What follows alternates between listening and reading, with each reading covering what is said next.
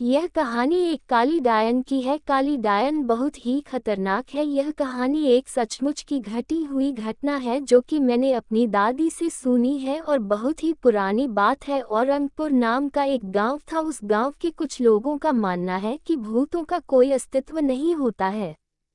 आप लोग जानते हैं भगवान का अस्तित्व होता है तो भूतों का क्यों नहीं। सभी ने रामायण और महाभारत जैसे ग्रंथों में पढ़ा या किसी से सुना होगा कि भगवान जब इस धरती पर थे तब भी भूत पिशाच हुआ करते थे। भगवान निराकार है। निराकार का अर्थ होता है जिसका कोई आकर नहीं होता। जो लोग जिस रूप में भगवान को पूजते हैं भगवान उसी रूप में उसे दिखाई देते हैं।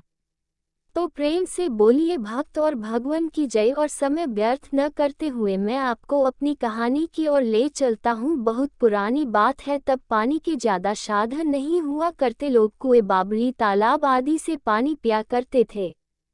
तो यह कहानी भी एक तालाब की है जो कि उस काली डायन के जादू से अमृत से जहर बन गया था। यह डायन कैसे बनी, कैसे इस तालाब का पानी विष बन गया, मैं यह कहानी आपको बताता हूँ। एक गांव में एक औरत के कोई बच्चा नहीं था। वह औरत गांव के मुखिया की पत्नी थी। उसके शादी को काफी समय हो गया था। सब लोग उसे बांझ कहा करते थे। सारे गांव वाले उसका मुंह भी नहीं देखना कहते थे कि इसका मुंह देख लिया तो पूरा दिन बेकार चला जाएगा। पर मुखिया की पत्नी थी इसलिए लोग थोड़ी बहुत बातचीत कर लिया करते थे।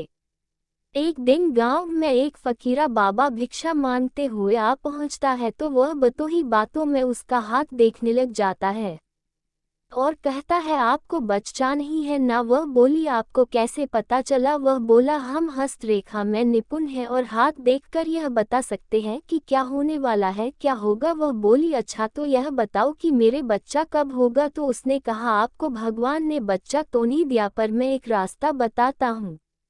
वह सुनो, अमावस्या की रात को किसी एक ऐसे लड़के की बलि पीपल के पेड़ के नीचे दो जो अपने माँ बाप के एकलौता पुत्र हो और उसके खून से अपने बाल धोना। फिर कहना ए प्यासी आत्माओं यह बलि मेरी तरफ से स्वीकार करो और मुझे एक पुत्र दे दो। एक लोटे में उस कुएं का पानी भरकर उसमें उसके शरीर की 2 बूंद मिलाकर खुद पी लेना और उस लड़के के सिर के बाल अपनी साड़ी की गांठ में बंधे रखना तो तुम्हें अवश्य एक पुत्र पैदा होगा। इतना कहकर वह वहां से भिक्षा लेकर चला गया। उस दिन के ठीक 3 दिन बाद अमावस्या थी। उस औरत ने वही किया जो उस बाबा ने बताया था। उसने अपने देवरानी के लड़के की बलि दे दी और खून की 2 बूंदें पानी में मिलाकर खुद पी लिया और उस सिर के कुछ बाल को काटकर अपनी गांठ में बांध लिया और बिना पीछे मुड़े अपने घर आ गई। सुबह गांव वालों को पता चला कि मुखिया के भाई के बेटे को किसी ने मार के वहां फेंक रखा है। जब यह बात मुखिया और उसके भाई ने सुनी तो वह नंगे पैर दौड़ पड़े। धीरे धीरे सारा गांव इकट्ठा हो गया। उस लड़के की मां का रो रो बुरा हो गया था। तब किसी व्यक्ति ने हिम्मत जुटाकर उस सिर को धड़ से जोड़ा और उसे नदी में बहाने की सलाह दी। वैसा ही किया। लोगों ने उस लाश को पानी में बहा दिया। सब लोग यही कह रहे थे किसने किया, यह सब कैसे हुआ। सब लोगों के लिए यह घटना चिंता का विषय बन गई थी। जब मुखिया घर पहुंचा तो क्या देखता है कि उसकी पत्नी तो पकवान बना रही थी। वह बड़ी खुश नजर आ रही थी। मुखिया ने क्रोध में कहा क्या तुम्हें इस बात का बिल्कुल भी डर नहीं है कि हमारे भाई का बेटा मर गया है। वह पहले ऐसी नजरों से देखी जैसे कि उसे मार ही डालेगी। फिर कहने लगी लड़का उसका मरा है, मेरा नहीं, मैं क्यों शोक मनाऊं। और हंसने लगी और कहने लगी तुम पागल हो, तुम्हें तो खुश होना चाहिए कि अब तुम्हारे भी एक पुत्र आने वाला है और यह जानकर और खुशी होगी कि वह इस जायदाद का अकेला वारिस होगा। हाँ हाँ हाँ। वह फिर ऐसे हंसी। यह देखकर मुखिया से रहा नहीं गया और उसे जान से मारने के लिए तलवार उठाने चला गया। वह अंदर तलवार ढूंढ रहा था पर तलवार नहीं मिली।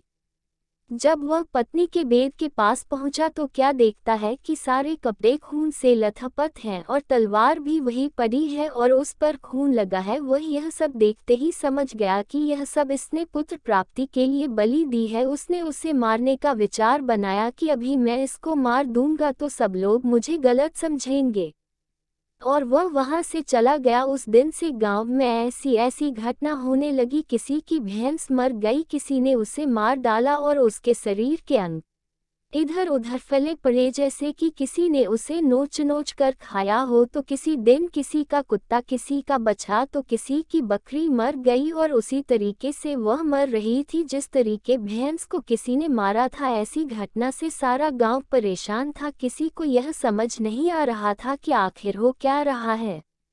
एक दिन की बात है, मुखिया रात को अपने गेट के पास सोया हुआ था। आधी रात के समय उसे गेट खुलने की आवाज आई। वह जाग गया। उसने देखा कि एक औरत बाल फिकरे हुए आधी रात को बाहर चली जा रही है। देखने में तो ऐसा लग रहा था कि जैसे उसको कोई खींच कर ले जा रहा हो। भादो अगस्त की काली रात थी। चारों तरफ से आवाजें आ रही थी, कहीं शियार तो कहीं कुत्ते भौंकते। ऐसा लग रहा था उसे कि जैसे यह रात जाने क्या कयामत ढाएगी। अचानक उसे एक गाय के बछड़े के रंभाने की आवाज आई। वह समझ गया हो न हो यही सारे गांव की बर्बादी का कारण है। मुखिया के दिमाग में एक आइडिया आया कि क्यों न मैं चलकर देखूं कि यह कहाँ जाती है। वह उठकर चल दिया। उसने आगे चल के क्या देखा कि पड़ोसी के गाय का बछड़ा का कटा हुआ मुंड पड़ा है और उसके धड़ को वह